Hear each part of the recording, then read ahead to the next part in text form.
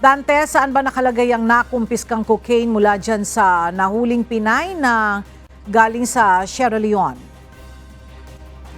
Magandang tanghali, Ella. Nahaharap nga sa kasong drug trafficking ang isang Pinay galing ng Sierra Leone. Ito ay matapos na mahulihan ng mahigit 4 na kilong cocaine, isang uri ng illegal na droga sa Ninoy Aquino International Airport o naiya kagabi ng mga tauhan ng Bureau of Immigration o BI. Kinilala ang suspect na si Joy Gulmatico, 29 na taong gulang. Ayon sa mga tauhan ng immigration, namomonitor nila na kaduda-duda ang flight pattern ng subject, kaya isinailalim ito sa inspeksyon. Nakuha ang illegal drugs sa kanyang luggage. Aabot sa mahigit 27 million pesos ang halaga ng nahuling cocaine.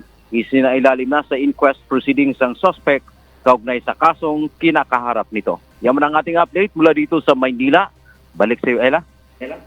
Maraming salamat, Dante Amento.